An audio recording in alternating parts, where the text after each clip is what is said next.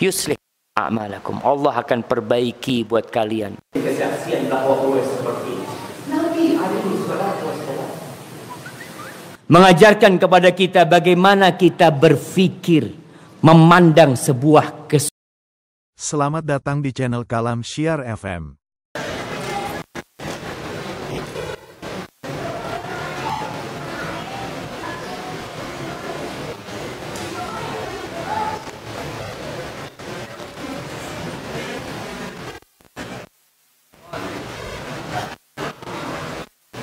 lain bentar.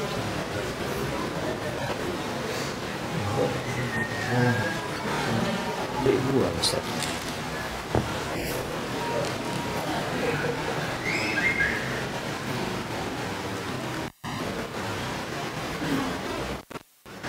Assalamualaikum warahmatullahi wabarakatuh.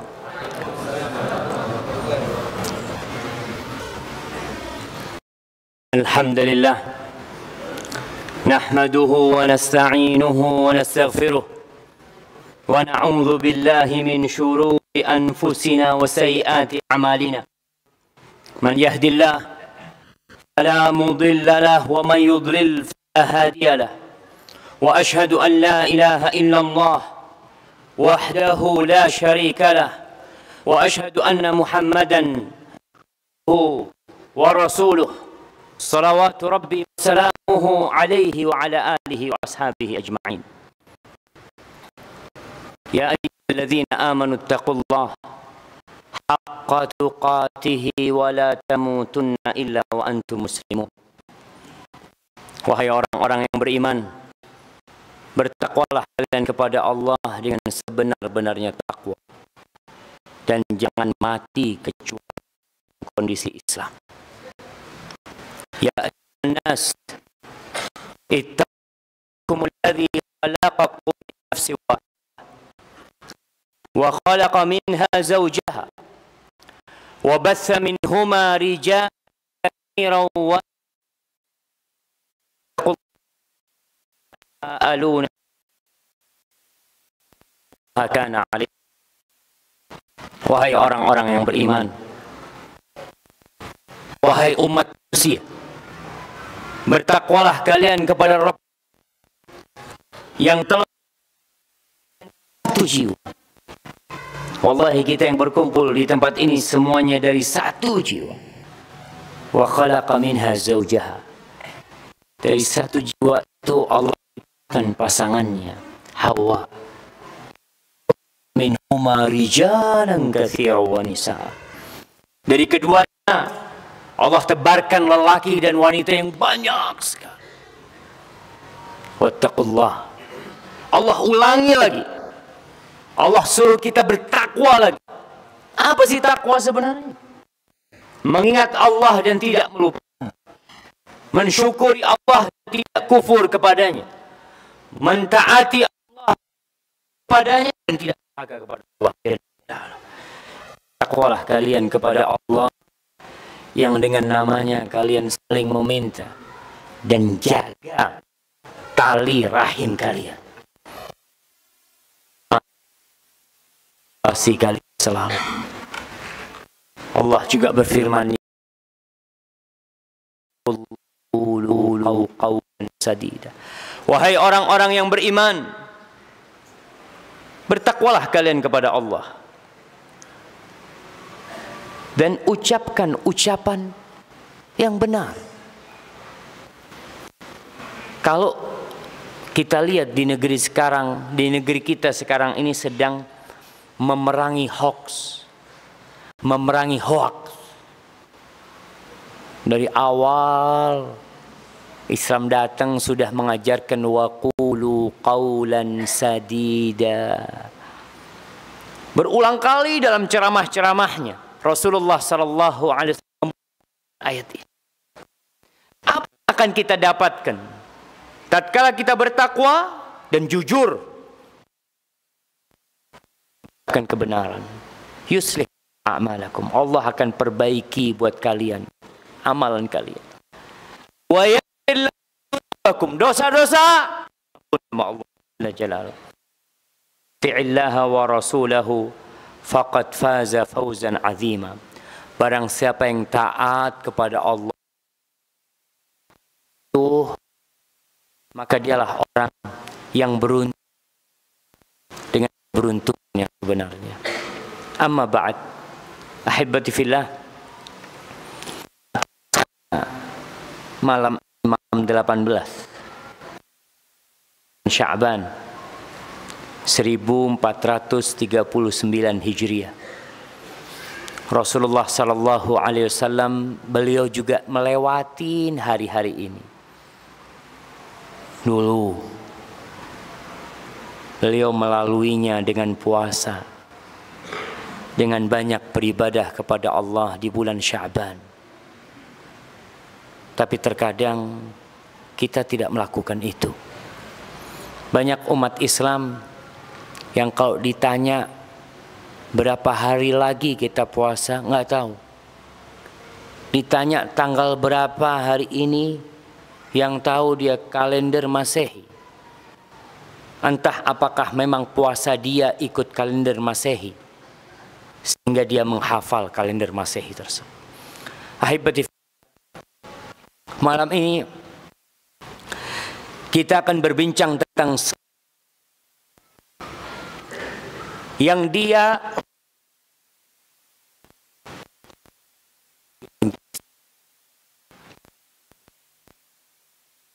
cahaya menerangi, biasa menerangi artis-artis, menerangi orang-orang, orang-orang dia, kemudian dia menjadi cahaya itu sendiri. Seorang insan yang lebih cinta dengan tidak, daripada dia harus menjadi orang dan terkenal. Kita akan bicara tentang seorang insan yang tidak punya kartu tanda pengenal. Dia tidak memiliki karya tulis. Dia tidak memiliki kajian dan ceramah-ceramah yang direkam. Orang ini tidak memiliki follower yang banyak, pengikut banyak sama sekali. Dia juga tidak memiliki, tidak ada gelar yang namanya, tidak di depan, tidak pula di belakang namanya. Wallahi jamaah. Namun orang ini mendapatkan sertifikat dari Rasulullah sallallahu alaihi wasallam.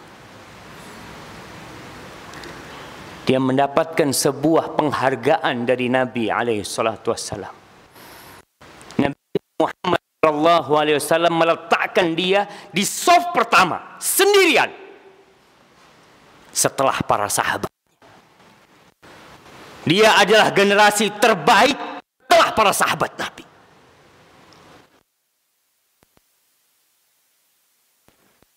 Setelah generasi terbaik yang mendapatkan anugerah jumpa dengan Nabi alaihi salatu wassalam, muncul nih sosok seorang manusia. Dia lebih baik dari jutaan, ribuan ulama, ahli ibadah. Jamaah rahimakumullah, siapa dia? Kita mungkin sering dengar namanya, tapi kita tidak terlalu banyak tahu tentang dia. Hadis-hadis yang menjelaskan tentang dia sangat sedikit sekali. Dia benar-benar lari dari sejarah. Dia tidak ingin dikenal sama orang. Cukup Allah yang kenal sama dia. Disebutkan dalam kitab Sahih Muslim dari Umar bin Khattab radhiyallahu taala anhu. Umar mengatakan, sami'tu. Kata Umar, aku mendengar. Siapa yang tidak kenal dengan Umar bin Khattab? Ahadul Musyarin bil Jannah. Salah satu sahabat yang diberi kabar gembira akan masuk surga. Umar bin Khattab yang dahulunya memerangi Islam, kemudian Allah memberikan cahaya hidayah kepada dia, Kemudian dia menjadi orang nomor 2 setelah Abu Bakar As-Siddiq radhiyallahu taala anhu. Umar mengatakan, aku mendengar Rasulullah sallallahu alaihi wasallam bersabda, "Inna khairat tabi'in rajulun yuqalu lahu Uwais."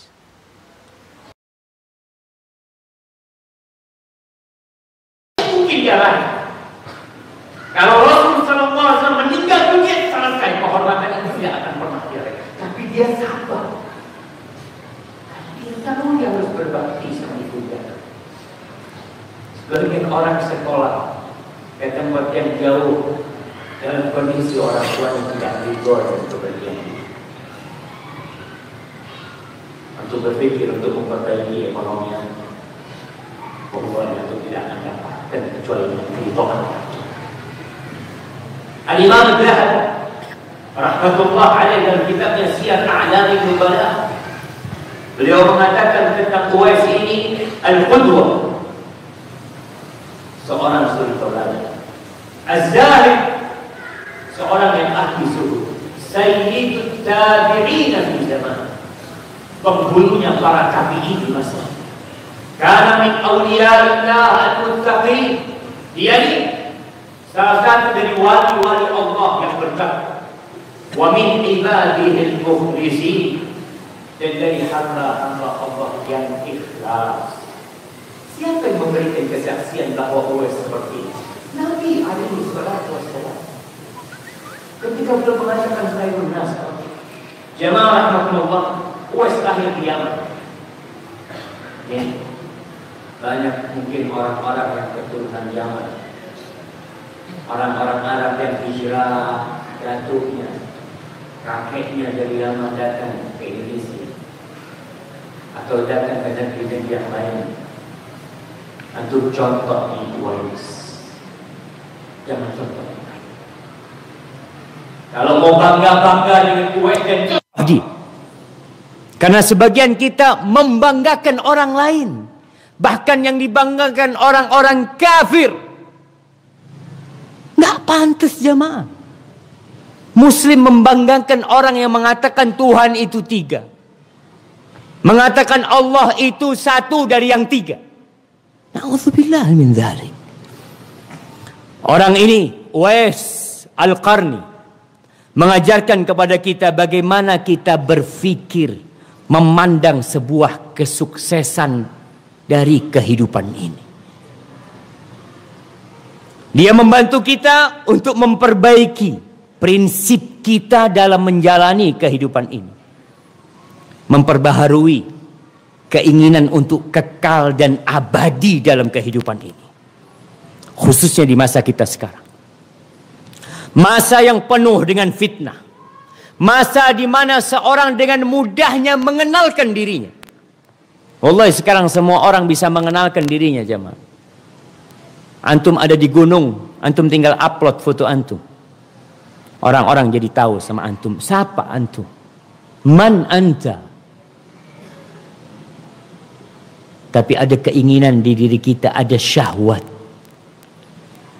Kita ingin ada orang yang memuji dan menyanjung kita. Sebagian ingin mendapatkan pengikut dan follower yang banyak. Dia menginginkan itu. Jamaah, Uwais membantu kita untuk mengusir keinginan untuk masyhur, untuk terkenal, yang kadangkala terus membisikkan diri kepada kita. Dulu ibu-ibu rumah tangga nggak ada yang kenal sama dia. Sekarang banyak ibu rumah tangga yang terkenal gara-gara ketika masak selalu dia ambil HP, dia tunjukkan dirinya, dia bersih-bersih rumah, dia beli sesuatu di rumahnya, dia ingin terkenal. Buat apa jemaah? Wallahi bala terkenal itu. Uwais Al-Qarni tahu. Maka kita seharusnya mengkaji tentang hidup dia yang tidak panjang. Kita tidak perlu waktu yang panjang mengkaji hidup Uwais. Enggak. Banyak cerita-cerita tentang Uwais, tapi kebanyakan maudhu, palsu dan dhaif. Karena orang ini memang orang tidak terkenal. Dia yang menginginkan hal itu. Usair ibn Jabir. Dia menceritakan potongan kehidupan Uwais Al-Qarni. Berasal dari cerita Umar bin Khattab radhiyallahu taala anhu. Kata Usair bin Jabir, kana Umar ibn Khattab radhiyallahu anhu idza ata alaihi amdadu ahli al-Yaman sa'alahu. Umar bin Khattab radhiyallahu taala anhu, kalau datang kepada dia pasukan yang dikirim dari Yaman, datang tuh ke Madinah apa ke Mekah, Umar selalu bertanya, afikum Uwais ibn Amir? Afikum Uwais bin Amir? Afikum Uwais bin Amir? Dia tanya kepada orang-orang. Adakah di antara kalian Uwais bin Amir? Ada Uwais bin Amir di sini? Apa yang disabdakan oleh Nabi alaihi salatu wassalam tertanam di hati dia. Bahwa dia diperintahkan oleh Nabi untuk minta doanya Uwais bin Amir. Terus ditunggu kedatangan Uwais bin Amir. Setiap datang tanya Umar. Hatta ata ala Uwais. Sampai suatu hari dia ketemu sama Uwais. Faqala anta Uwais bin Amir? Qala na'am. Engkau Uwais bin Amir? Kata Uwais, na'am, iya. Qala min Murad. Thumma min Qaran. Engkau dari kabilah Murad. Kemudian dari kabilah Qaran. Qala na'am. Qala fakana bika baras. Fabara'ta minhu. Illa mawdi'a dirham. Engkau dulu kena penyakit. Baras. Putih semua badanmu. Rusak kulitmu. Kemudian engkau sembuh. Kecuali tempat sebesar dirham. Yang dia memang minta sama Allah. Dia minta sama Allah. Supaya ada di tubuhnya yang mengingatkan dia dengan nikmat Allah Jalla Jalla. Jamaah. Wallahi banyak nikmat-nikmat Allah yang terlupakan sama kita. Hidup kita lebih sering mengeluh. Seakan-akan Allah tidak memberikan kenikmatan buat kita. Uwais minta sama Allah ada tempat di dirinya. Ada riwayat mengatakan tempat itu di pusarnya. Supaya setiap saat dia melihat, dia ingat kalau engkau dulu pernah sakit. Allah yang kasih kesembuhan. Kemudian bertanya lagi Umar bin Khattab radhiyallahu ta'ala, qala laka walidah? Engkau punya ibu yang masih hidup? Qala na'am. Uwais enggak tahu apa-apa. Wallahi dia seperti kebanyakan orang di Yaman, jemaah. Enggak ada yang menghargai Uwais. Enggak ada yang mengundang Uwais. Enggak ada yang berbagi sama Uwais. Dia orang seperti kebanyakan orang, enggak ada yang kenal sama dia di kampung. Maka Umar berulang kali tanya, ada Uwais, ada Uwais. Qal. Lalu Umar menyampaikan sebuah informasi berharga buat Uwais. Dari baginda Nabi kita Muhammad sallallahu alaihi wasallam. Yang Nabi, wa ma yantiqu 'anil hawa. Nabi tidak pernah berucap dari hawa nafsunya. Enggak pernah. In huwa illa wahyu yuha. Itu wahyu yang diwahyukan kepada beliau. Umar mengatakan, sami'tu Rasulullah sallallahu alaihi wasallam yaqul. Aku mendengar Rasulullah sallallahu alaihi wasallam bersabda, engkau akan datang. Engkau akan datang. Kata Umar, ya'ti alaikum Uwais bin Amir ma'a amdadi ahli Yaman. Akan datang kepada kalian Uwais bin Amir. Jemaah, Nabi tidak pernah berjumpa dengan Uwais bin Amir. Tapi beliau sebut namanya. Beliau ingatkan para sahabatnya dengan fadilah Uwais bin Amir. Akan datang nih Uwais kepada kalian bersama pasukan yang dari Yaman yang datang kepada kalian. Min Murad, dia dari kabilah Murad. Thumma min Qaran, dari kabilah Qaran. Kana bihi baras fabara, dia dulu punya penyakit, kemudian Allah sembuhkan penyakit kulitnya. Illa maudhi'a dirham, kecuali ada satu tempat sebesar 1 dirham. Lahu walidatun huwa bihabar.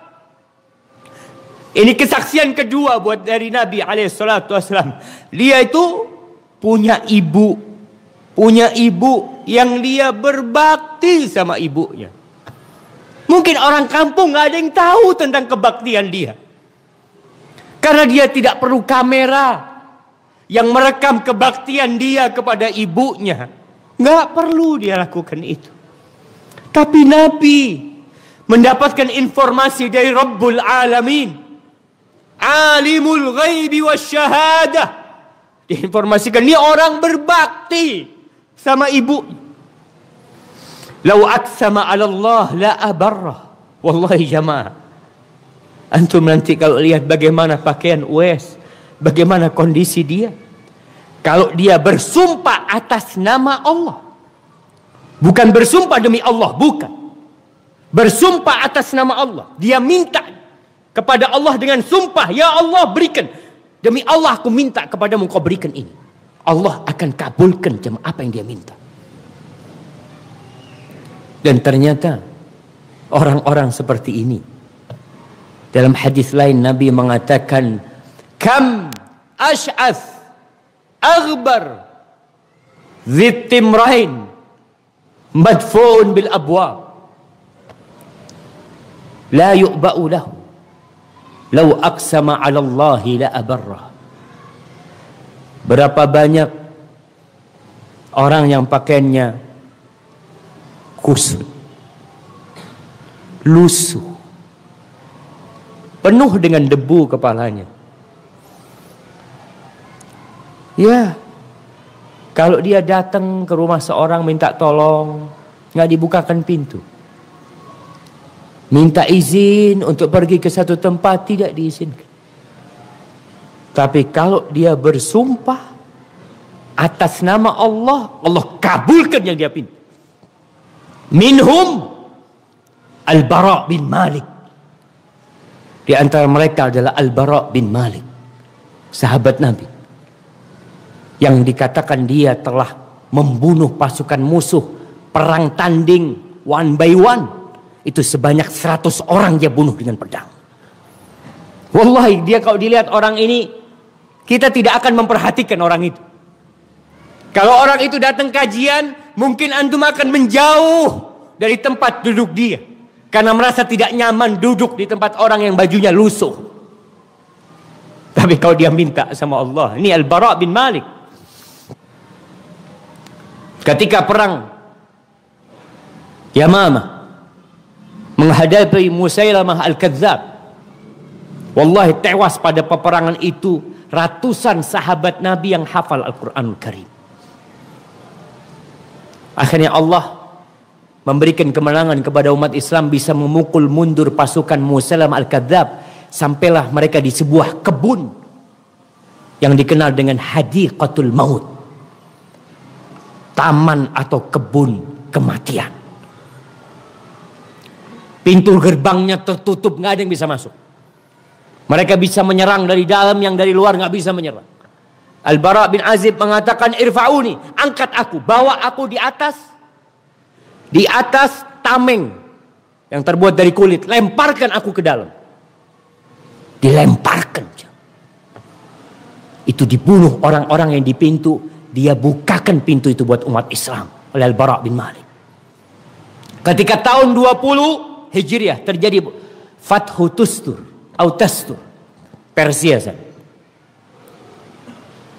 Umat Islam ketika itu mengalami kondisi yang sulit. Pasukan musuh begitu besar dan kuat. Akhirnya sahabat-sahabat Nabi datang ke Bara'. bin Malik. Al-Bara, "Lau aqsamta ala rabbik." Kalau engkau bersumpah atas nama Allah, mintakan sama Allah ditaklukkan musuh itu. Al-Bara mengatakan, "Rabbi inni aqsamtu alaik." Ya Allah, aku bersumpah atas namamu. Lama manahtani riqabahum au aktafahum. Aku minta engkau berikan kemenangan kepada kami. Kami bisa mengalahkan mereka. Wa alhaqtani bi nabiyika. Dan engkau pertemukan aku dengan nabimu. Dia minta mati syahid. Allah kabulkan. Umat Islam Allah beri kemenangan dan Al-Bara bin Malik mati syahid. Nih, kalau Uwais bin Amir minta sama Allah kekayaan, minta apa saja, kata Nabi alaihi salatu wassalam, la abarrah. Allah akan kabulkan doa. Allah akan berikan apa yang dia minta. Fa in istata'ta an yastaghfir laka faf'al. Nabi berpesan kepadaku, kalau bisa engkau ketemu dia, lalu engkau minta kepada Uwais supaya dia beristighfar buat engkau, lakukan itu. Fastaghfirli. Maka kemudian Umar minta supaya Uwais beristighfar buat dia. Singkat cerita, Uwais berdoa memohon ampun buat Umar bin Khattab radhiyallahu anhu. Faqala lahu Umar. Lalu Umar berkata kepada Uwais, "Aina turid?" Engkau mau kemana nih sekarang? Mau bergabung sama pasukan yang di mana? Qala al-Kufah. Aku mau ke Kufah. Mau berangkat ke Kufah. Qala ala aktub laka ila amiliha. Apa aku bikin memo buat engkau? Aku tulis surat buat gubernur Kufah supaya memperhatikan engkau. Kesempatan untuk terkenal jamaah ada di depan dia. Kesempatan untuk didatangin orang-orang minta doanya. Kesempatan untuk menjadi masyhur, hidup nyaman di dunia ini, berlimpahkan harta, ditawarkan oleh Umar bin Khattab radhiyallahu taala anhu. Apa kata Uwais? Akunu fi ghabra'in nas ahabbu ilayya. Enggak, biar aku bersama orang-orang miskin di sana. Itu lebih aku cintai. Aku bergabung dengan orang-orang yang enggak punya. Aku lebih suka dengan itu. Falamma kana min al-'amil muqbil. Ketika tahun depannya, hajja rajulun min asyrafihim. Usair bin Jabir cerita, ada orang-orang bangsawan, orang-orang kaya yang terkenal di Kufah berangkat haji. Bertemulah dengan Umar ketika haji. Nih, bangsawan tentunya banyak yang kenal. Siapa yang tidak kenal dengan orang kaya di Bondoso? Siapa yang tidak kenal dengan tokoh fulan, tokoh fulan? Dan Umar tahu dengan bangsawan ini. Fasa'alahu an Uwais. Lalu aku tanya sama dia tentang Uwais. Kenal sama Uwais? Kaya. Uwais di Kufah ada. Taraktuhu rastal bait qalil al-mata'. Ya. Aku tinggalkan dia dalam kondisi rumahnya, ya Allah, ras, sangat sederhana, bukan sederhana, udah nggak karu-karuan rumahnya. Qalilal mata, perabotannya sedikit di rumahnya. Subhanallah jemaah. Salah seorang alim ulama berbicara tentang ikhlas. Dia mengatakan min alamati ikhlasir rajul atau min alamati ikhlasil alim. Salah satu tanda keikhlasan orang yang berilmu, annahu kullama izdada ilman qalla mata'uhu. Setiap bertambah ilmunya, tambah sedikit perabotan rumahnya, bukan tambah banyak. Dia tidak menumpuk perabotan rumah. Uwais qalilul mata'. Ini orang bangsawan di Kufah nggak tahu apa-apa tentang Uwais. Umar cerita sama orang ini. Sami'tu Rasulullah sallallahu alaihi wasallam. Aku mendengar Rasul sallallahu alaihi wasallam bersabda, "Ya'ti alaikum Uwais bin Amir ma'a amdadi ahli." Dia ulangi hadis itu. Akan datang kepada kalian Uwais bin Amir dalam pasukan yang datang dari Yaman. Dia dari kabilah Murad, dari kabilah Qarn. Dia dulu punya penyakit kulit, kemudian Allah sembuhkan kecuali 1 dirham dari tubuhnya. Dia punya ibu yang dia berbakti sama ibunya. Kalau dia bersumpah dengan nama Allah, Allah akan, dia bersumpah terhadap Allah, Allah akan kabulkan sumpahnya. Fa in istata'ta an yastaghfir laka faf'al. Kalau engkau bisa dia beristighfar buat engkau, beristighfarlah buat. Mintalah istighfarnya dia. Akhirnya orang ini pulang ke Kufah. Berangkat ke Kufah, dia cari Uwais. Benar-benar Uwais di Kufah nggak ada yang kenal dia, jamaah. Sebagai khairut tabi'in. Tapi Nabi kenal sama dia padahal tidak pernah berjumpa dengan dia sallallahu alaihi wasallam. Sahabat-sahabat Nabi kenal sama dia. Fa'ata Uwais. Orang ini datang menjumpai Uwais. Datang ke rumahnya, "Istaghfirli." Uwais, aku minta engkau mohonkan ampun buat Allah untukku. Kata Uwais kepada orang yang baru pulang haji, "Anta ahdatsu ahdan bisafarin saleh." Engkau yang lebih pantas berdoa. Engkau baru pulang dari haji. Fastaghfirli. Tolong engkau yang mohonkan ampun kepada Allah buat aku. Orang ini mengatakan, "Istaghfirli ya Uwais. Aku minta engkau istighfar buat aku." Kembali Uwais mengatakan, "Anta ahdatsu ahdan bisafarin saleh." Maka kalau kita ada orang pulang haji, kita minta doanya nggak apa-apa. Dia baru pulang dari perjalanan yang penuh dengan kebaikan. Ini Uwais mengatakan, engkau yang lebih pantas berdoa. Baru pulang haji. Tetap orang ini, "Istaghfirli." Mohonkan ampun kepada Allah buat aku, wahai Uwais. Dilihat orang ini maksa. Lalu Uwais bertanya, "Laqita Umar? Engkau berjumpa dengan Umar?" Qala na'am. Iya, kata dia. Lalu Uwais berdoa buat orang ini. Mulai orang tahu dia. Gara-gara ini satu orang membocorkan tentang fadilah Uwais. Bukan dia malah membuka pintunya lebar-lebar, menyuruh orang datang kepada dia. La, ketika dia tahu orang-orang sudah mengenal dia, famtalaqa ala wajhi, Uwais menghilang. Meninggalkan tempat tinggal dia. Kata Usair, aku kasih dia baju pada waktu itu. Setiap orang melihat Uwais pakai baju agak bagus. Min aina li Uwais hadhil burdah? Dari mana Uwais dapat baju bagus kayak gini? Artinya banyak orang masih nggak kenal sama Uwais. Jamaah rahimakumullah. Apa kunci kesuksesan Uwais Ibn Amir Al-Qarn? Hatinya tulus. Di hatinya ada sebuah kekuatan yang mendorong dia untuk berburu hakikat sesuatu. Dia tidak berburu sesuatu yang fana. Dia mengerahkan semua tenaga dan energinya untuk berburu kekekalan dan keabadian. Kalau dikenal oleh umat manusia, apa gunanya kalau Allah tidak kenal sama kita? Apa manfaatnya jemaah? Uwais mengajarkan kepada kita, kalau masuk surga tidak harus terkenal jemaah. Nggak harus jadi ustadz baru masuk surga.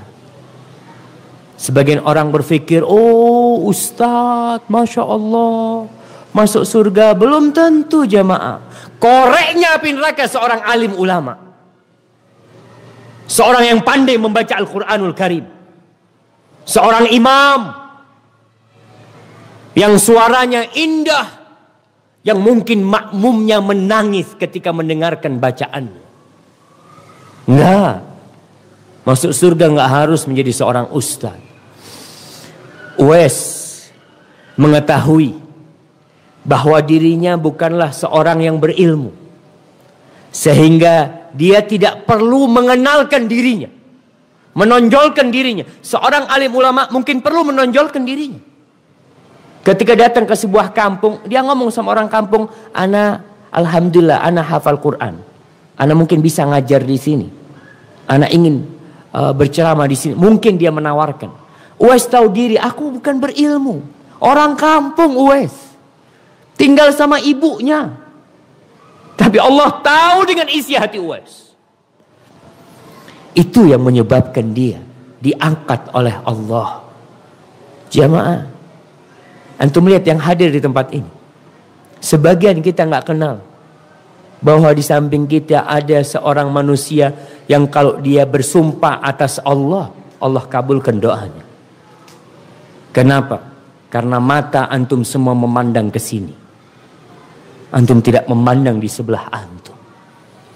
Ada orang-orang yang diremehkan jamaah dalam kehidupan ini, yang mungkin ketika keluar rumah dia disakiti oleh tetangganya, dicemooh oleh tetangganya. Nggak ada yang memilih dia, karena dia memang tidak ingin dipilih. Itu kunci pertama. Kita keluarkan dari hati kita keinginan untuk terkenal, keinginan untuk masyhur, untuk tersohor. Hilangkan jemaah. Tidak akan memajukan antum dan tidak akan memundurkan antum. Bahkan bisa jadi ketenaran itu memasukkan orang yang tenar ke dalam neraka. Itu kunci yang pertama dari Uwais. Kunci yang kedua, keistimewaan Uwais dalam berbakti kepada ibu.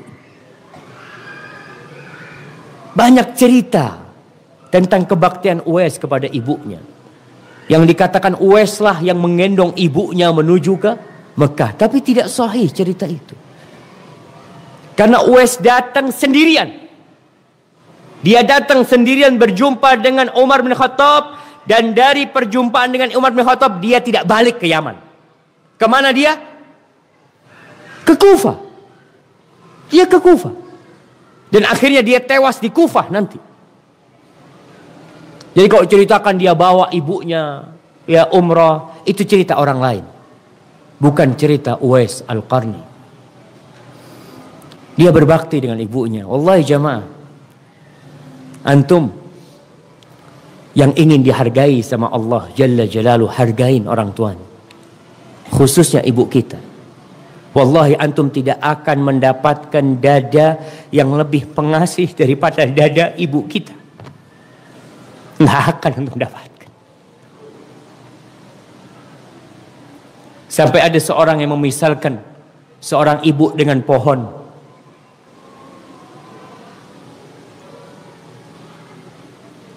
Dengan pohon apel. Ibu itu seperti pohon apel. Setelah anaknya menikah, anaknya pergi, meninggalkan pohon tersebut. Kadangkala anaknya datang ketika butuh sama ibunya. Dia mau petik buah apel itu. Kata ibunya, "Fadol nak, silahkan nak, kalau kau mau nak, ambil nak." Suatu saat anaknya hidup susah. Dia datang ke ibunya, "Bu, aku butuh kayu bu untuk pintu rumahku bu." Sang ibuku akan mengatakan, "Potong aku nak, untuk pintu rumahmu nak." Itu ibu jamaah. Wallahi ketika ada seorang sahabat yang izin untuk berjihad, yang izin untuk berhijrah, dia datang kepada Nabi SAW berbaiat. Ditanya sama Nabi SAW, "Ibumu masih hidup? Masih hidup ibumu?" Kata dia, "Iya Rasulullah SAW." "Ilzam rijlaiha fa innal jannata tham." Kau tetap sama ibumu sana. Di situ ada surga. Ada apa jauh-jauh cari surga ke tempat yang jauh? Di rumahnya ada surga jemaah. Wallahi jemaah, kalau antum kumpulkan semua kata-kata pujian, semua ucapan terima kasih dari seluruh bahasa yang ada, kemudian antum susun dengan rapi, lalu antum bacakan kepada ummi antum Antum bacakan kepada ummah antum. Antum baca pujian itu. Wallahi antum tidak akan pernah bersyukur kepada ibu antum. Gak bisa. Itu Uwais Al-Qarni. Dia tetap melayani ibunya terus. Tidak berjumpa dengan Nabi alaihi salatu wassalam. Ini kebaktian yang kadangkala kita lupa. Khususnya kalau kita sudah menikah. Khususnya kalau kita sudah berkeluarga. Uwais Al-Qarni memberikan kepada kita pelajaran. Gimana berbakti kepada seorang ibu. Uwais Al-Qarni mengajarkan kepada kita kesabaran. Dia kena penyakit. Dia tidak pernah mengeluh. Dia sabar menghadapi penyakit. Dia tahu ini penyakit menghapuskan dosa. Tapi dia juga boleh berdoa. Dia berdoa mohon kepada Allah agar disembuhkan. Tapi minta disisakan di dirinya. Supaya ingat dengan nikmat yang Allah berikan. Jamaah.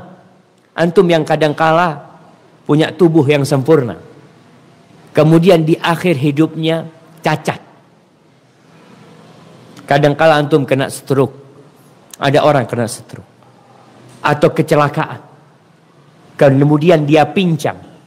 Antum lihat kaki antum. Supaya tahu dengan besarnya nikmat yang Allah berikan kepada antum. Tahu ya Allah, nih kaki dulu bisa jalan bertahun-tahun bisa jalan. Dan sekarang masih ada yang bisa berjalan. Uwais mengajarkan kepada kita untuk menjadi hamba yang bersabar dan bersyukur. Dan manusia yang sukses dalam kehidupan ini, yang bersabar dan yang bersyukur. Jamaah, sifat-sifat yang istimewa yang ada di diri Uwais itu tidak perlu kita pasarkan. Semuanya kebaikan. Tidak perlu disponsorkan. Tidak perlu diiklankan. Tapi kita perlu mengamalkannya dalam kehidupan ini. Uwais lebih memilih kumpul sama orang-orang miskin. Setelah cerita kebaktiannya hilang, dia berkumpul di Kufah. Ganti cerita. Ini udah azan jemaah. Nah, fadhal azan.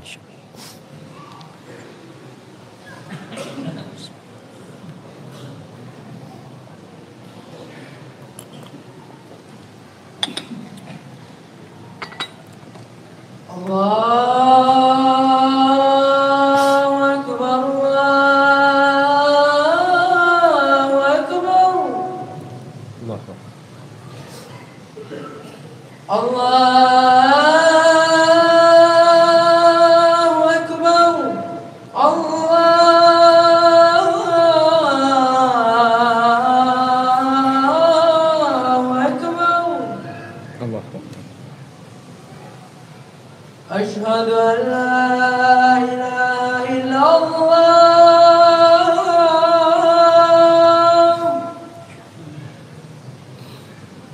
Asyhadu an la ilaha illallah.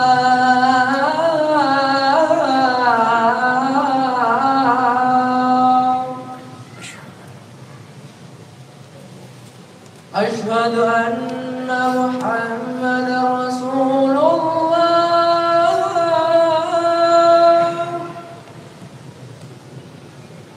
أشهد أن محمد رسول الله.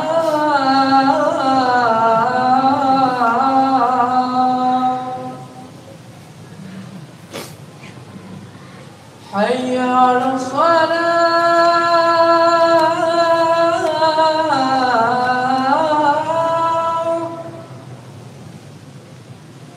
حي على الصلاة.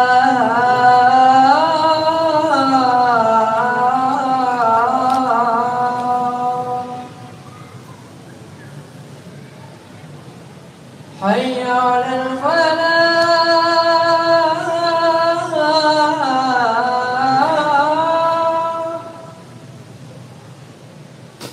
حي على الفلاح.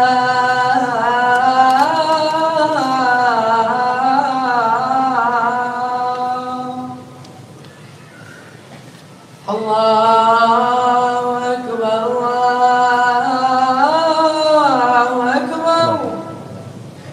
لا إله إلا الله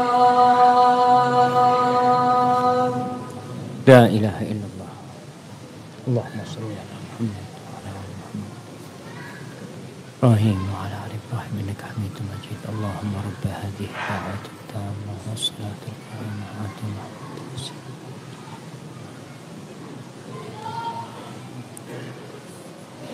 اللهم صل وسلم على Sayyidina Muhammad.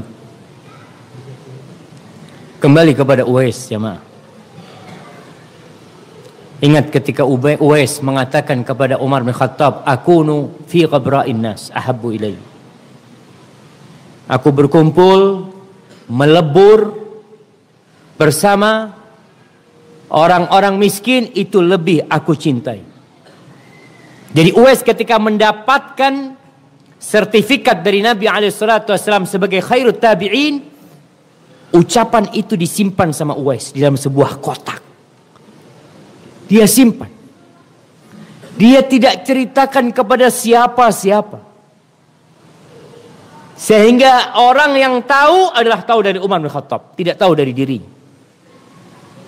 Kita kadangkala ya ingin meletakkan gelar-gelar tersebut di CV. Apa CV bahasa Indonesia, jemaah? Kurikulum vitae. Apa bahasa Indonesia-nya? Itu bukan bahasa Indonesia. Ya tentang dirinya, ana seperti ini, seperti biodata dia lah. Sebutkan aku adalah khairut tabi'in. Sekarang orang kalau mau ngelamar mungkin, oh ana adalah pernah juara ini, pernah juara ini, pernah ini, pernah itu, doktor, S1 LCMA, kemudian punya sertifikat ini, ikut training sana, ikut training sana. Itu sama Uwais, khairut tabi'in, ditaruh di kotak sama Uwais, nggak ada yang tahu. Dia tidak pernah ceritakan. Dia berkumpul dengan orang-orang miskin dan dia berhasil. Uwais itu kadang-kadang nanti kita akan baca bagaimana dia di Kufah disakitin sama orang kampung.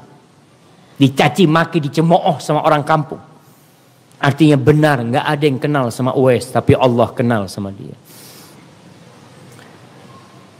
Yang diceritakan oleh Usair Ibn Jabir rahimahullahu ta'ala, dia bercerita, kana muhadditsul Kufa bil Kufa yuhadditsuna. Kita dulu di Kufa itu ada ustaz, ada ahli hadis yang mengajarkan kepada kita hadis. Fa idza faragha min hadithihi yaqul tafarraqu. Kalau sudah selesai dia udah buyar, udah bubar semuanya, udah selesai kajiannya. Wa yabqa rahtun fihim rajulun yatakallam bikalamin la asma' ahadan yatakallam bikalamihi. Tapi ketika orang-orang bubar, ada satu orang di sana yang ngobrol di antara mereka. Kok pembicaraannya itu bagus banget orang ini. Tapi Anda nggak kenal sama dia. Ini Usair bin Jabir yang akhirnya ketemu sama Umar bin Khattab radhiyallahu ta'ala anhu. Ini cerita sebelum dia berangkat ke Mekah. Kata Usair, fa ahbabtuhu. Aku senang banget sama orang ini. Ngomongnya enak ya, sama teman-temannya. Yang dibicarakan sesuatu yang bermanfaat. Fa faqadtuhu. Suatu hari aku kehilangan dia. Kehilangan orang ini. Nggak kenal namanya siapa, nggak kenal. Faqultu li ashabi, hal ta'rifuna rajulan kana majalisuna kadza wa kadza, kana mujalisana kadza wa kadza. Ingat nggak ada orang yang biasa duduk sama kita, majelis sama kita, orang itu, kata dia. Kata orang-orang, "Naam, ana arifu, aku tahu sama orang itu." Nggak semua orang tahu juga, jemaah. Ada satu orang yang tahu. Zaka Uwais Al-Qarani, itu Uwais Al-Qarani. Namanya Uwais Al-Qarani. Qultu afa ta'rif manzilahu? Kalian tahu sama rumahnya? Tahu sama rumahnya? Qala na'am. Tahu sama rumahnya. Fantalaqtu ma'ahu hatta ji'tu hujratahu. Aku akhirnya berangkat sampai ke rumahnya Uwais. Hanya sebuah kamar. Fa kharaja ilai fa qultu ya akhi ma habasaka anna? Kenapa engkau kok enggak ikut lagi ke kajian kita di masjid? Apa kata Uwais? Al-uri, nggak punya baju aku. Bayangkan jamaah, Uwais Al-Qarni nggak punya baju. Itu yang menghalangi dia nggak bisa keluar ke masjid. Dan dia juga nggak mau minta-minta sama orang. Nggak punya baju. Yang kalau dia bersumpah atas nama Allah, Allah kabulkan doa. Tapi dia tidak memilih ketenaran atau kekayaan. Wa kana ashabu yaskharuna bihi wa yu'dhunahu. Nih ucapan Usair bin Jabir. Teman-temannya Uwais ini seringkali menyakiti, mencemooh, mencaci maki Uwais. Benar-benar orang kebanyakan. Seperti yang lain. Qultu khudh hadzal burd falbasu. Ini bajuku, aku kasih pakai, kata dia. La taf'al, enggak, jangan. Kalau nanti aku pakai, orang-orang ngelihat aku pakai baju ini, maka engkau akan dengar orang ngomong apa tentang aku. Falam azal bihi hatta labisahu. Kata Usair, terus aku paksa, akhirnya dipakai. Pakai baju Uwais, atasan. Keluar dari rumahnya, ketika lewat orang-orang kampung, apa kata orang kampung? Man tarawna khudi'an burdihi hada. Nih, siapa yang sudah ditipu sama orang itu, akhirnya bajunya dikasihkan ke dia. Jadi menurut orang Uwais itu penipu. Pura-pura baik, itu menurut manusia. Sehingga ada orang kasih baju, katanya, oh ini orang nipu, akhirnya orang ini ngasihkan baju. Akhirnya Uwais pulang lagi, udah enggak, anak enggak mau, kata Uwais, enggak mau pakai baju itu, kata dia. Kau lihat tadi. Karena seperti itu, Usair ibn Jabir datang ke orang-orang yang duduk sana. Tempat teman-temannya Uwais sebenarnya. Datang. Kalian ini gimana? Masa orang seperti itu dicemooh? Tidak menyebutkan tentang hadis. Dia khairut tabi'in. Kenapa? Karena dia belum berjumpa dengan Umar bin Khattab radhiyallahu taala anhu. Dia hanya mengatakan kepada mereka, "Ma turiduna min hadzal rajul?" Apa yang kalian inginkan dari orang ini, dari Uwais ini apa sih? Apa maunya kalian ini? Qad adaitumu, kalian sudah menyakiti dia. Ar-rajulu ya'ra marratan wa yaktasi marrah. Dia enggak punya baju, dicela. Pakai baju, dicela. Akhirnya kata Usair bin Jabir, fa akhadtuhum bilisani akhdan syadidan. Aku cela mereka. Aku peringatkan mereka dengan lisanku, dengan keras. Kasih peringatan. Uwais jemaah, gak ada yang kenal sama dia. Disebutkan dalam beberapa riwayat bagaimana Uwais Al-Qarni ketika dia berangkat cari makanan yang dibuang oleh penduduk Kufah. Dia ambil makanan. Ada anjing yang menggonggong. Apa kata Uwais? Kul mimma yalik wa akul mimma yalini. Sudah kau makan dari tempatmu, aku makan dari sini. Idza jawastu sirat fa ana khairun minka. Kalau aku bisa melewatin sirat, aku lebih baik daripada engkau. Tapi kalau aku jatuh dan tidak melewatin sirat, anjing lebih baik daripada aku. Hadza Uwais Al-Qarni. Ceritanya tidak banyak. Dia meninggal dunia dalam pasukan Ali bin Abi Thalib ketika perang Siffin. Dan juga tidak dikenal oleh orang pada waktu itu. Sehingga orang pada datang minta doa dia. Dia berusaha menyembunyikan dirinya. Ada sebuah hadis yang sahih di mana Rasul sallallahu alaihi wasallam mengatakan tentang keutamaan salah seorang dari umat Nabi alaihi salatu wasallam, bahwa dia akan memberikan syafaat.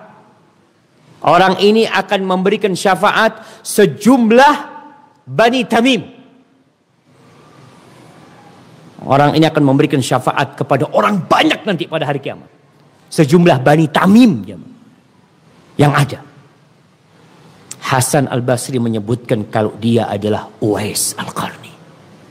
Rahmatullah alaih. Sekali lagi, tidak banyak cerita tentang dia.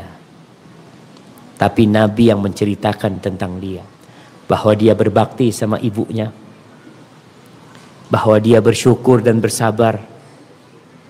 Bahwa dia memilih untuk tidak terkenal. daripada dikenal manusia akhirnya tidak bisa menjaga hatinya. Subhanallah. Lalu setelah mendengar cerita Uwais, orang yang memang tidak dikenal, apa yang harus kita lakukan?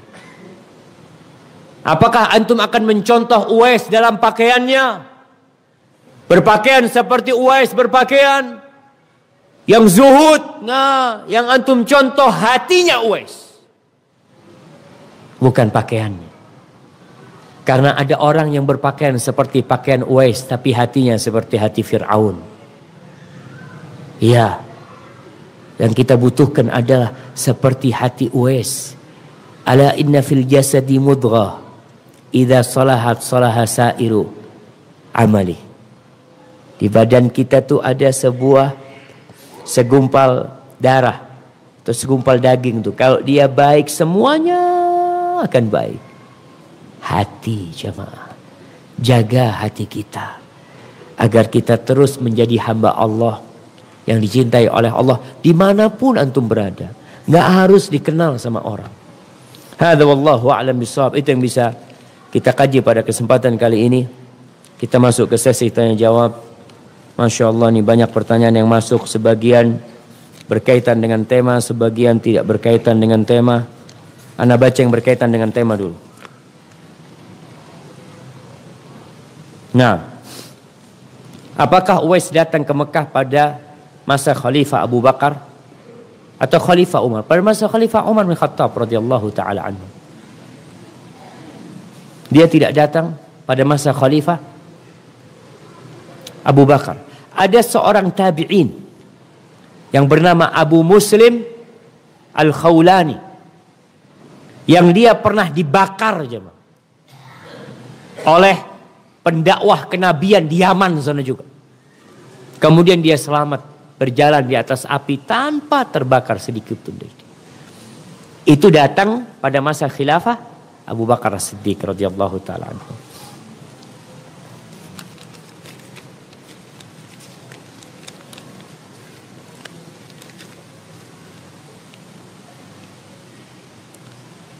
Ana ingin bertanya,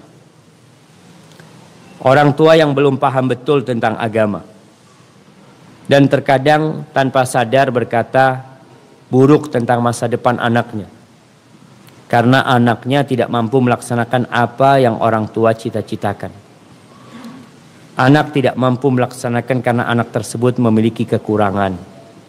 Apa anak tersebut termasuk anak durhaka dan bagaimana solusinya?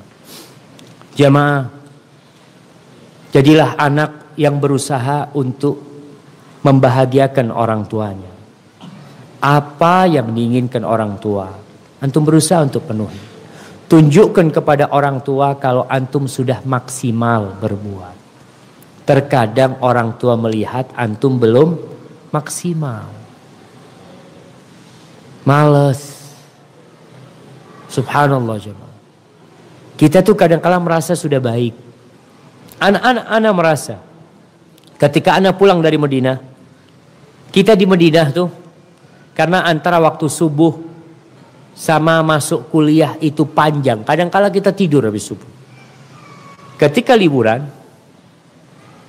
kita tidur habis subuh di rumah. Itu anak punya abang ngomong satu hari, Syafiq, abah itu paling benci sama orang tidur habis subuh. Kita baru sadar. Kita ini kadang-kala merasa sudah baik, tapi ternyata antum belum baik. Maka seorang anak berusaha semaksimal mungkin dan Allah tahu apakah antum sudah maksimal atau antum belum maksimal. Ketika antum berbuat baik secara maksimal pun antum tidak akan pernah membalas budi baik orang tua antum. Bagaimana kalau masih setengah-setengah? Allah nasallallahu yaghfir lana dzunuban.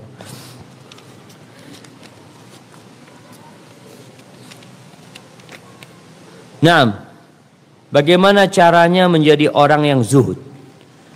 Jamaah, zuhud itu bukan berarti miskin. Sekali lagi, zuhud itu bukan berarti miskin. Tapi zuhud itu adalah tarku ma la yanfa' fil akhirah. Tuh, catat nih.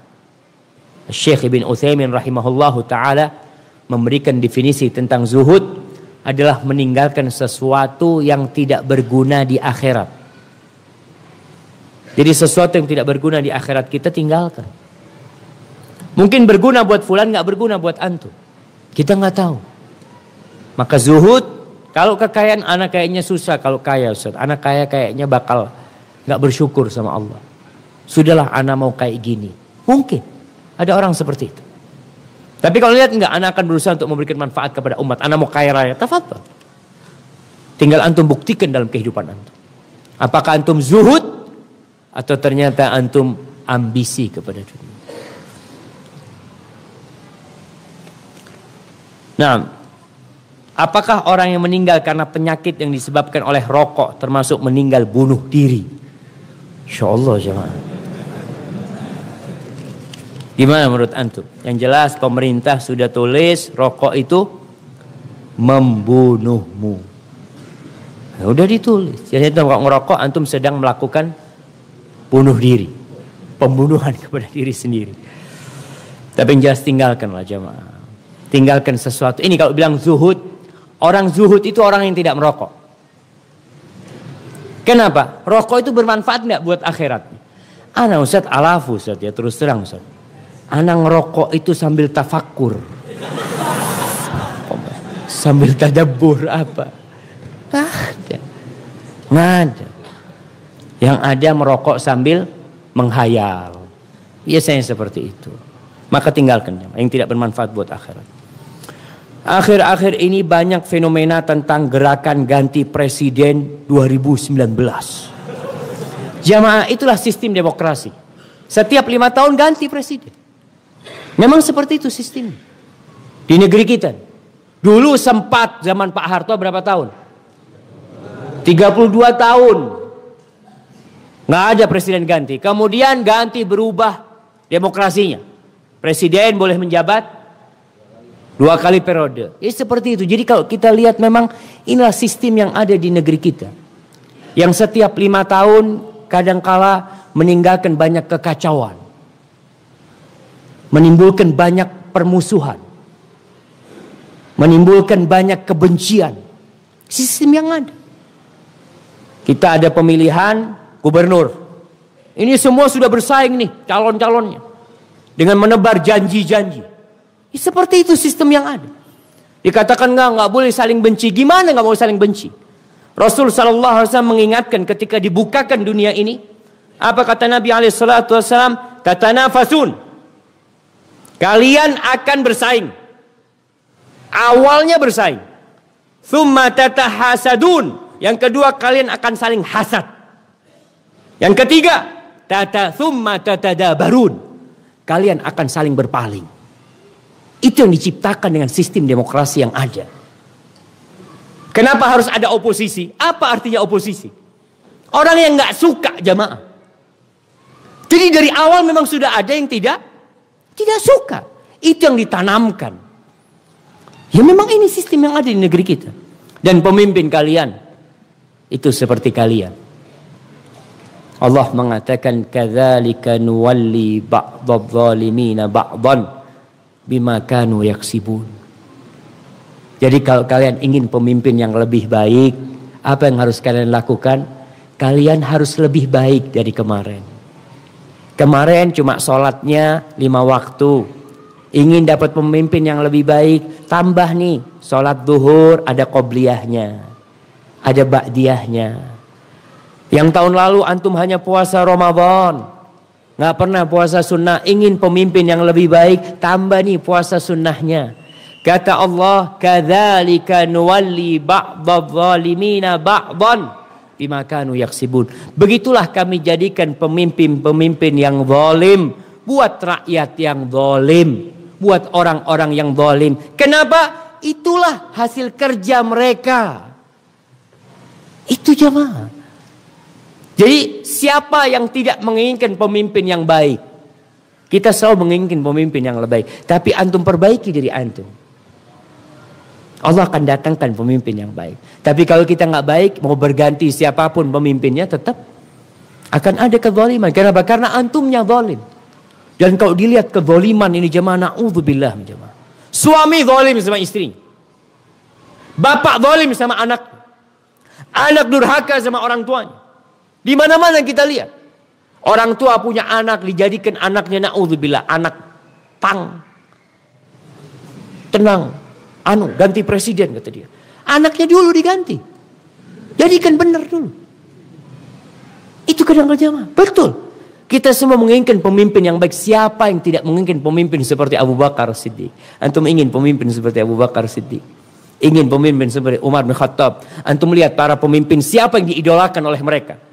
Ada yang mengidolakan Putin, ada yang mengidolakan orang kafir, ada yang mengidolakan fulan. Mana Abu Bakar Siddiq? Mana Umar bin Khattab? Mana Uthman bin Affan? Mana Ali bin Abi Thalib? Nggak ada. Wallahi jemaah. Kita ini perlu memperbaiki diri kita. Kalau ingin pemimpin yang baik, antum jadi orang yang baik. Masih ingat dengan kisahnya Ali bin Abi Thalib ketika kedatangan salah satu orang Khawarij. Yang dia mengatakan kepada Ali bin Abi Thalib, "Ya Amirul Mukminin, kenapa di masa Umar bin Khattab, di masa Abu Bakar As-Siddiq, Masya Allah, hidup damai, tentram, semua harga mungkin, ya enaklah orang-orang hidup. Sekarang di masamu kacau, perang sana, perang sini." Ini rakyat bertanya kepada pemimpinnya, kenapa itu terjadi? Apa kata Amirul Mukminin Ali bin Abi Thalib radhiyallahu taala anhu? Dulu di masa Abu Bakar dan Umar rakyatnya seperti aku. Dan di masaku rakyatnya kayak kau ini. Iya jamaah. Seperti itu jamaah. Jadi antum ketika ingin pemimpin yang baik, antum perbaiki diri antum. Antum jadilah orang yang baik. Jadi orang yang lebih baik. Tunjukkan kebaikan. Akankah orang baik memilih pemimpin yang buruk? Mungkinkah orang yang sholat milih orang yang tidak sholat? Mungkinkah orang yang bertauhid memilih orang yang tidak bertauhid? Gak mungkin. Gak mungkin. Maka antum sibukkan diri antum untuk belajar menjadi lebih baik. Dan janji Allah akan turun. Allah tidak pernah ingkar janji. Tapi kita yang tidak menepati janji kita sama Allah Jalla Jalaluhu. Nah, Ustaz mau tanya nih tentang Ustaz yang sering mengatakan bid'ah. Kamu sesat. Kamu masuk neraka. Kayaknya nggak ada jemaah. Masa ada jemaah? Kamu masuk neraka? Na'udzubillah, nggak boleh jemaah. Sedangkan tak seorang pun tahu dia masuk neraka dan surga kecuali Nabi SAW dan para sahabat yang sudah disebutkan oleh Nabi SAW. Bagaimana tanggapan kita kepada yang seperti ini? Yang ini nggak benar. Rasul SAW mengatakan, fa inna kulla bid'atin dhalalah wa kulla dhalalatin finnar. Naam, itu sabda Nabi SAW. Semua bid'ah sesat dan semua kesesatan itu di dalam api neraka. Benar sabda itu. Tapi menentukan fulan masuk neraka nggak boleh. Siapa yang menjamin? Bisa jadi dia masuk surga lebih dulu sebelum antum. Maka hati-hati. Ketika orang melakukan sebuah kesalahan, ditegur kesalahannya. Dibenarkan dia. Dikatakan yang kau lakukan nggak benar, tidak sesuai dengan contoh Nabi SAW. Dan ini menyimpang dan bahaya, diancam. Seperti sabda Nabi SAW tentang berpecah belahnya umat ini menjadi 73 golongan. Apa kata Nabi SAW? Kulluha finnar. Semuanya di neraka. Illa wahid. Kecuali satu. Artinya menentukan 72 masuk neraka itu Nabi yang menyebutkan. Tapi yang menentukan fulan termasuk yang masuk neraka, nggak bisa kita jemaah. Dari mana kita tahu tersebut? Maka sampaikan yang dilakukan salah, menyimpang dan diancam masuk neraka. Seorang pembunuh diancam masuk neraka. Seorang pezina diancam masuk neraka.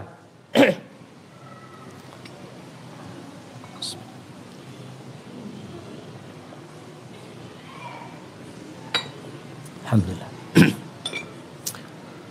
Seorang pezina diancam masuk neraka. Mungkinkah pezina masuk surga lebih dulu daripada antum? Mungkin. Tahu pelacur yang ngasih minum seekor anjing, mungkinkah masuk surga dia? Mungkin masuk surga. Bahkan Nabi SAW mengatakan masuk surga dia. Maka hati-hati, vonis nih. Antum menjelaskan kesalahan orang, iya. Ini perbuatan mungkar. Ini perbuatan tidak sesuai dengan sunnah. Diancam neraka. Tapi tidak memvonis dia masuk neraka. Nah. Ustaz, ana ingin bertanya, apakah Wali Songo juga termasuk waliullah? Dan apakah mereka juga sahabat Rasul? Soalnya di Jawa Timur ini sangat populer sekali Wali Songo. Jamaah, sejarah tentang Wali Songo memang mungkin tidak lengkap yang sampai kepada kita. Tapi yang kita ketahui, mereka adalah orang-orang yang datang menyebarkan Islam pada waktu itu. Yang mereka berusaha untuk mengislamkan Jawa. Jadi walaupun mungkin tugas mereka menyempurnakan Islam orang Jawa tidak selesai. Ada seorang penulis yang mengatakan bahwasanya apa yang dilakukan Wali Songo itu adalah pondasi pertama. Tapi kemudian mereka meninggal dunia dan datang penjajahan Belanda. Maka ketika itu, ya sampai sekarang proses menyempurnakan Islam Jawa ini masih dilakukan. Sehingga tidak sedikit orang Islam Jawa yang nggak sholat. Yang dikenal dengan Islam abangan. Islam abangan, nggak sholat dia. Nggak ada sholat. Islam itu dulu. Mereka sudah diislamkan tapi subhanallah jemaah. Tadi ada seorang telepon dari Hong Kong.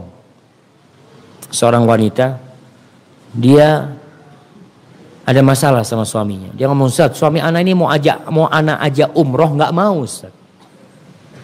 Anak tanya, suami anti sholat, nggak sholat Ustaz. Keluarganya sholat, nggak ada yang sholat Ustaz. Bayangkan jemaah. Diajak umroh, dibayarin, nggak mau umroh. Kalau antum nggak dibayarin aja mau berangkat sendiri, apalagi dibayarin. Ini dibayarin jam. Itu Islam tadi. Jadi Wali Songo sebenarnya sudah berjuang dengan keterbatasan mereka pada masa itu. Apakah mereka waliullah? Wallahu a'lam bishawab. Yang jelas Allah mengatakan Allahu waliyul ladzina amanu. Allah walinya orang-orang beriman. Apabila Wali Songo beriman, maka mereka adalah waliullah. Antum adalah waliullah. Tapi tingkat kewaliannya beda-beda. Sesuai dengan ketakwaan kita kepada Allah Jalla Jalaluh. Jadi Wali Songo, mudah-mudahan mereka adalah waliullah dan bekas Islam yang ditebarkan mereka nampak di negeri kita. Sehingga banyak orang yang mengenal Islam lewat mereka pada masa itu. Wallahu, itu yang anda ketahui. Jadi mereka bukan sahabat, mereka bukan sahabat Nabi. Jadi memang masuknya Islam ke Indonesia ini, ya ada yang menyebutkan di awal abad Hijriah sudah masuk. Ada yang mengatakan setelah itu di abad ke-7 Hijriah ya. Allahu a'lam bishawab. Tapi yang jelas Islam sudah sampai ke negeri kita dan tugas kita sekarang bagaimana menjaga Islam yang ada. Bagaimana seorang istri yang diajak suami padahal ibu dari istri tersebut sangat membutuhkan kebersamaan dengan anak perempuannya. Iya jamaah, ini masalah banyak terjadi kalau ibunya hanya punya satu anak perempuan dan tidak punya anak laki.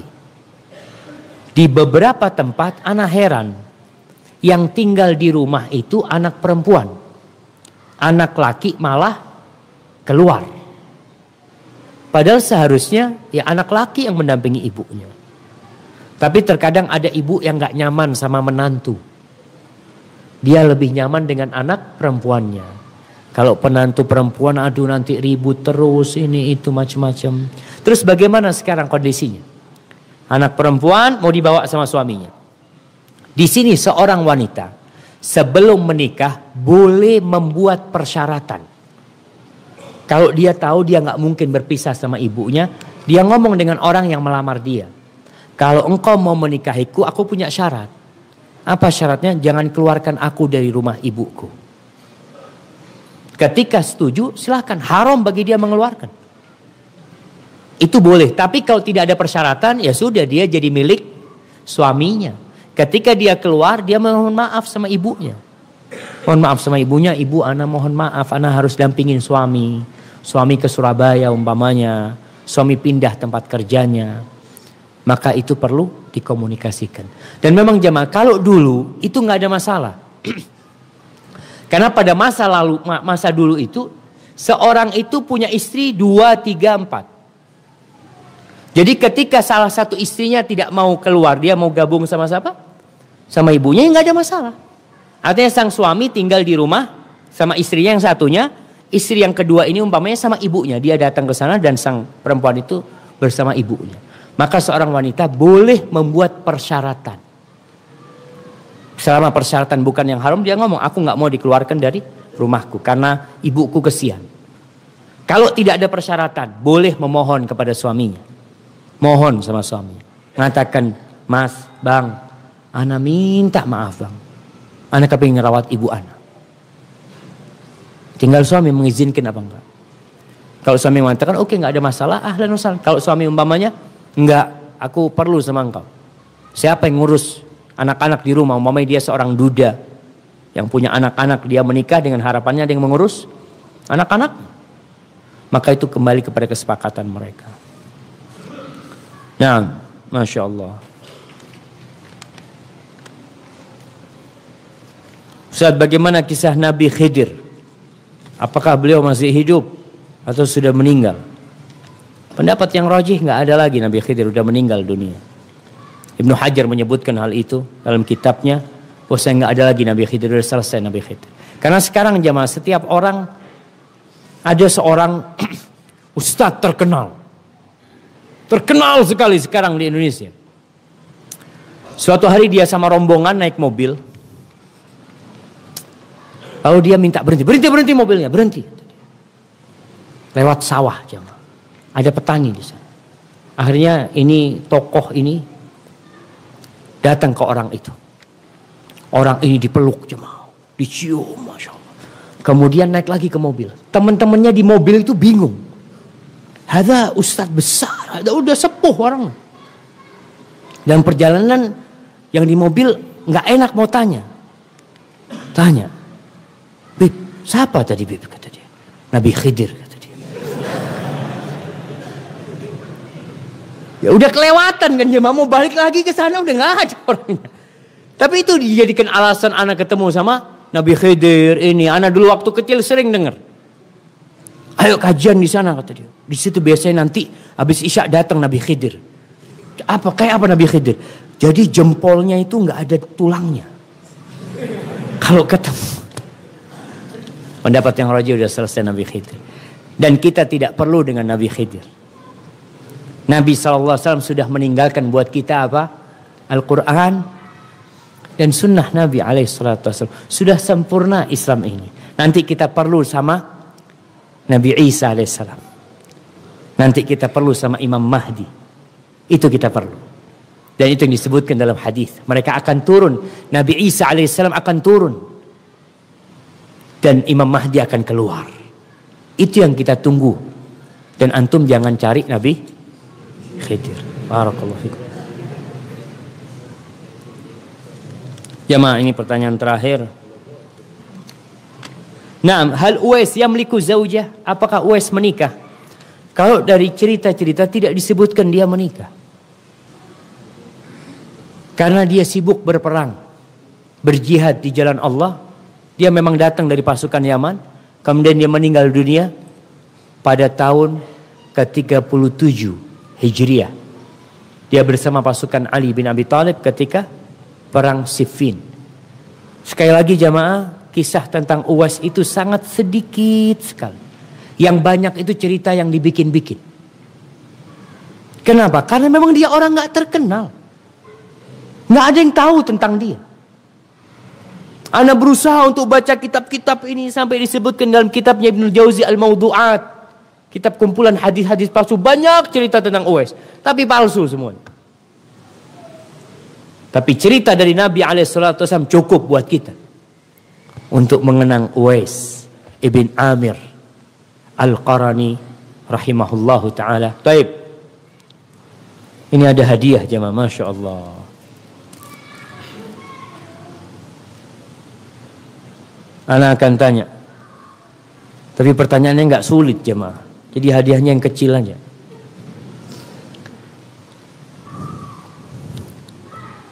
Atau pertanyaannya ini anak kasih yang sulit. Nih buat santri-santri nih. Tadi disebutkan bahwa ada 3 sifat Uwais yang mengangkat dia menjadi khairit tabi'in. Yang pertama, dia jaga hatinya, dia tidak ingin kepopuleran, popularitas. Yang kedua, dia berbakti kepada orang tuanya. Masya Allah, dia sabar ketika sakit. Masya Allah, ana kasih yang besar buat antum. Kasih 2 buat antum. Fadhal Habib. Hadza wallahu a'lam bissawab. Itu yang bisa saya sampaikan. Subhanakallahumma wa bihamdika asyhadu an la ilaha illa anta astaghfiruka wa atubu ilaik. Assalamualaikum warahmatullahi wabarakatuh.